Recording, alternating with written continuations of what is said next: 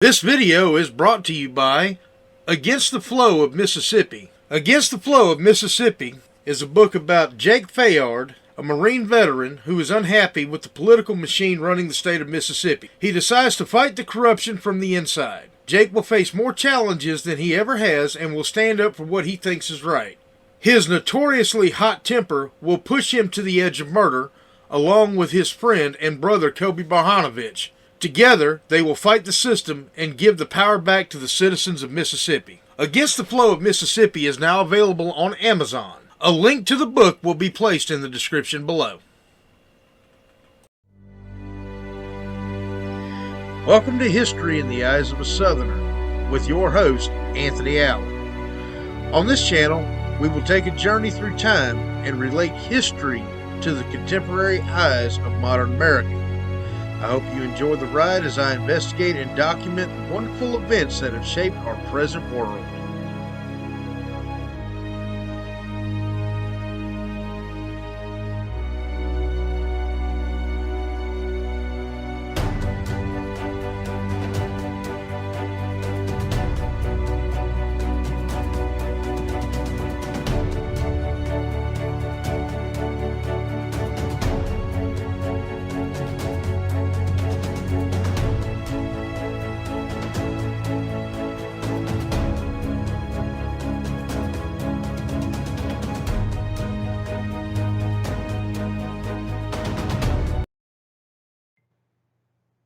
Alright, y'all, so I just did my previous video. This is part 3 on the Mississippi Territory and Mississippi history. Last couple of videos I did, Yazoo land scandal and the forming of the Mississippi Territory. I'm going to do one on the Mobile District of the Republic of West Florida, which covers the area of the state that I am actually in, which I am down here close to Pascagoula, Mississippi. I'm in the extreme southeast corner of the state. And this area, at the time of the Mississippi Territory being formed in 1798, was still controlled by the Spanish. Well, in 1810, this area didn't know what to be called. This area was actually from the Gulf of Mexico up to the 31st parallel, and going from the Perdido River, which is the present-day border of Alabama and Florida, going from the Perdido River to the Mississippi River at Baton Rouge, including the Florida parishes of Louisiana. This area was known as the Mobile District. The Mobile District also briefly became its own country in 1810. It was called the Republic of West Florida. I think it only lasted about 45 days before the U.S. actually took it. There were still some tensions between the U.S. and England. Of course, we fought them in the Revolutionary War, and, they were still, England was still a force to be reckoned with. Well, Spain has always been an ally of England. And being that Spain owned Florida, Florida at the time extended throughout the entire present day state of Florida, the Mobile District,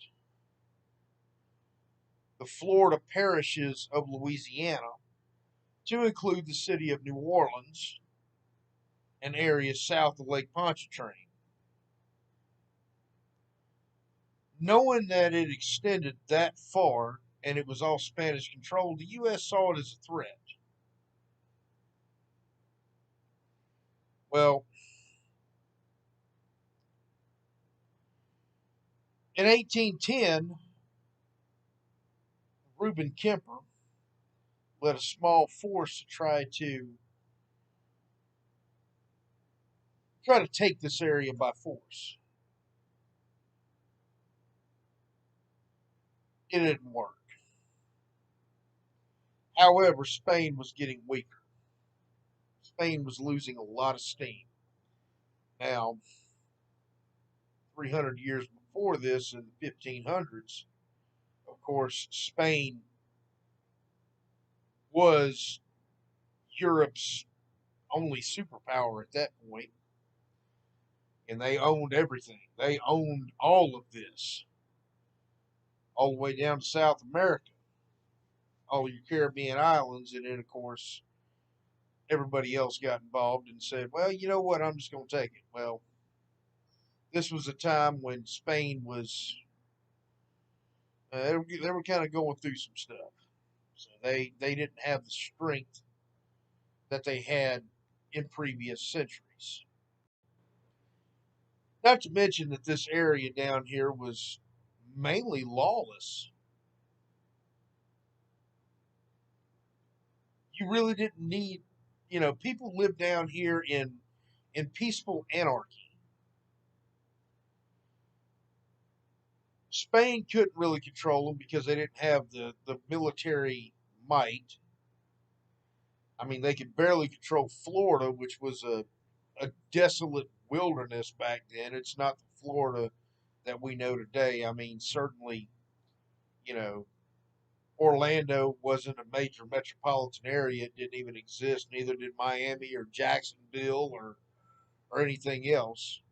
They had Pensacola and they had St. Augustine. And then, of course, they had Mobile. And the Spanish also was trying to hang on to New Orleans. And they were trying to wrestle it and keep it from the French. Well, obviously in 1810, the Louisiana Purchase happening in 1803, this area, to include New Orleans, was still a disputed area between the United States and Spain. And we were really close to going to war with Spain, but we never really did. We just kind of took over. Well,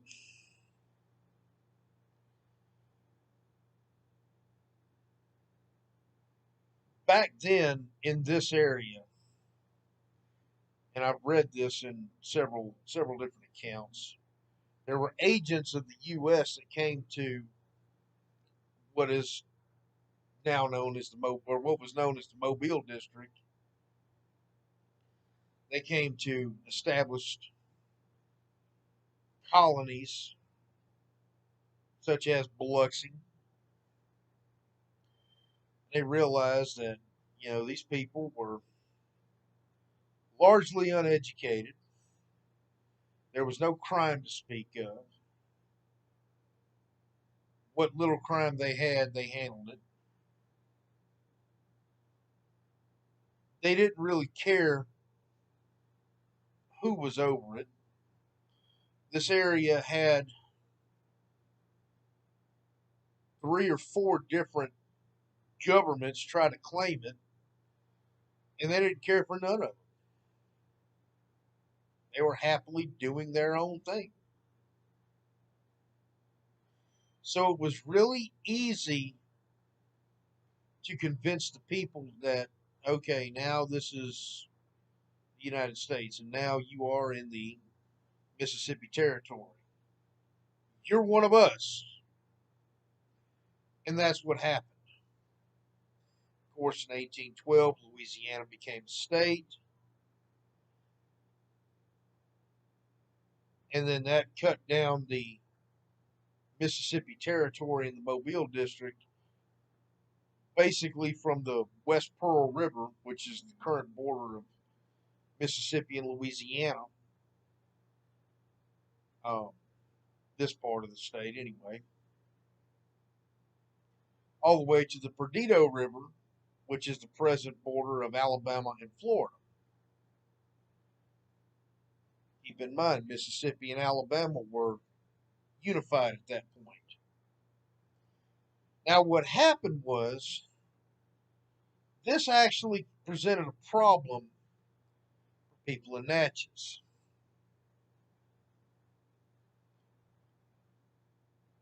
Natchez was an inland port on the Mississippi River.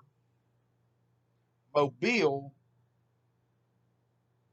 sits on a bay that borders the Gulf of Mexico.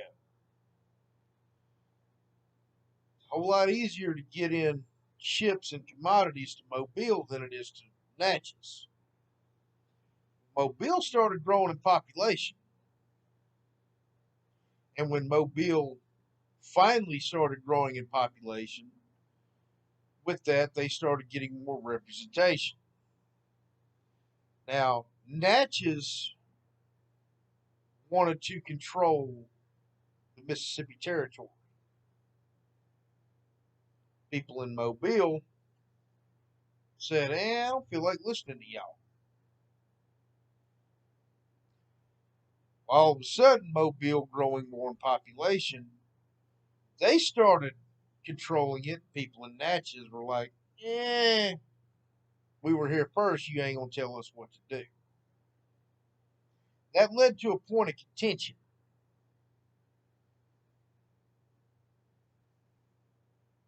Pretty much the same way it happened in Florida, which is between Pensacola and St. Augustine. So that led to Alabama becoming its own territory, and 2 years after Mississippi statehood becoming a state itself. That and Mississippi at the time in 1817, when it became a state, was the largest state in the Union at that time, until it was cut in half and Alabama was cut off.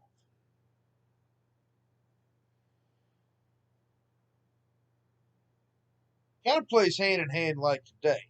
People in Jackson don't like us out here on the coast. It happens, it is what it is. But that's how Mississippi got her present borders. That's what led to Mississippi going from a territory in dispute to growing to what she became in 1817 and later 1819. Hope you've enjoyed this series on the Mississippi Territory. Eventually, I'm going to do a series on the coast down here on the Mississippi Gulf Coast from 1699 until the Revolutionary War. Thank you for watching.